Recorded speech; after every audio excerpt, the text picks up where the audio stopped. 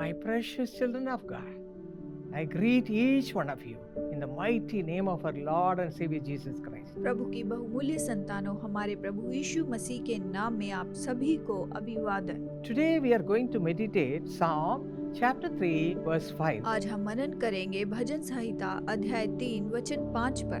It says, I lay down and slept. I woke again, for the Lord sustained me. मैं late कर सो गया और फिर जाग उठा, क्योंकि यहोवा मुझे संभालता है। What a hope we have in God through this verse. परमेश्वर में हमें कितनी आशा है इस वचन के द्वारा। I lay down and slept. I woke again, for the Lord sustained me. मैं लेट कर सो गया और फिर जाग उठा, क्योंकि यहोवा मुझे संभालता है। Many people go to sleep without peace. कई लोग शांति के साथ सो नहीं पाते हैं।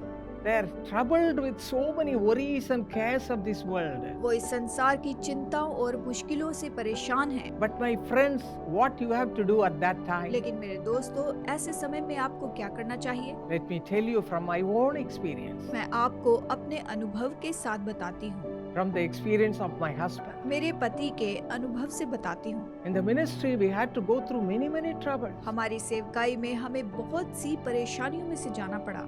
What we used to do? तो हम ऐसे समयों में क्या करते थे? We kneel down immediately, even though it is 11 o'clock or 2 o'clock or 3 o'clock in the night. हम तुरंत घुटने टेकते थे, चाहे वो रात के 11 बज रहे हों, 2 बज रहे हों या फिर 3 बज रहे हों। When we are troubled in our heart, we should not go to bed. We should not try to sleep. जब हम अपने मन में परेशान हो, हमें तुरंत सोने की कोशिश नहीं करनी चाहिए, बिस्तर पर नहीं जाना चाहिए। But kneel down. बस घुटने टेक दें। This is the thing you have to do. बस यही आपको करना है। Kneel down घुटने टेकें and cry unto the Lord. और प्रभु को पुकारें। The Lord will answer all your worries at any time. प्रभु आपकी सारी चिंताओं का किसी भी समय उत्तर देंगे। Night or day or middle of the night, any time He is available. रात को, दिन में या किसी भी समय वो उपलब्ध है। That is the greatness of God. यही तो प्रभु की महानता है। When you cry unto Him, what will do? जब आप उसे पुकारेंगे, वो क्या करेगा? The Lord shall sustain you. प्रभु आपको स्थिर बनाएगा। Read this promise again and again. इस प्रतिज्ञा को बार बार पढ़ें।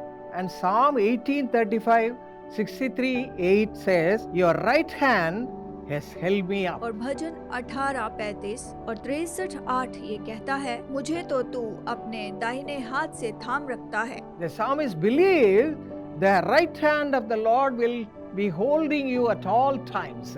भजनकार ये विश्वास करता है कि उसका दाहिना हाथ आपको संभालता है। When you cry unto the Lord at the middle of the night, He'll hear your cry, my friends. जब आधी रात को आप उसे पुकारेंगे, वो आपकी पुकार सुनेगा मेरे दोस्तों। Psalm 145 verse 14 says, The Lord upholds all who fall. भजन संहिता 145 वचन 14 कहता है, यहोवा सब गिरते हुओं को संभालता है। But what you have to do? लेकिन आपको क्या करना होगा? According to Psalm 91 verse 1, you should dwell in the secret place of the Most High. भजन संहिता 91:1 के अनुसार आपको परम प्रधान के छाए हुए स्थान में बैठे रहना है। Then you shall abide under the shadow of the Almighty. तब आप सर्वशक्तिमान की छाया में ठिकाना पाएंगे। He'll sustain you. आपको संभालेगा, He'll deliver you. वो आपको छुटकारा देगा, He'll give you peace. वो आपको शांति देगा। Then you can go to bed peacefully. तब आप अपने बिस्तर में चैन से सो पाएंगे। That's what we have experienced in our life. यही हमारे जीवन का अनुभव रहा है। Are you troubled in your heart? क्या आप अपने मन में परेशान हैं?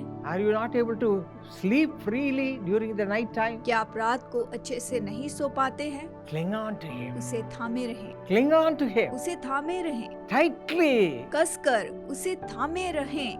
And the Lord will do miracle in your life and He will give you peace. तब प्रभु आपके जीवन में चमत्कार करेगा और अपनी शांति देगा। Now let us pray to receive this God-given peace. आइए अब प्रार्थना करें और प्रभु की दी हुई शांति पाएं। Our precious Heavenly Father, बहुमूल्य स्वर्गीय पिता, what a great God you are. कितना महान परमेश्वर है। Hallelujah. Hallelujah. Father, take control of the lives of all your children who are crying, पिता संतान जो तुझे पुकार रही उन सबके जीवन पर नियंत्रण कर, unable to go through their misery in their lives. जो अपने जीवन की दयनीय परिस्थिति से नहीं जा पा रहे हैं। Take away all the problems in their lives, oh Father. इनके जीवन की सारी समस्याओं को उठा ले पिता। You will sustain your children. तू अपने बच्चों को संभालता है, According to that promise, sustain your children. अपनी प्रतिज्ञा के अनुसार अपने बच्चों को Fill संभाल, them with your peace. इन्हें अपनी शांति से भर, Guide them, Lord. इनका मार्गदर्शन कर, Let them go to the right ये place. सही जगह जाने पाए, Do the right thing. सही काम करें And receive all your और blessings. तेरी सारी आशीषों को पाए। More than everything, let them be filled with the peace that passeth all understanding. सबसे बढ़कर शांति से भर जाए जो सारी समझ से परे है। In Jesus' name we pray. यीशु के नाम में मांगते हैं, Amen. आमीन।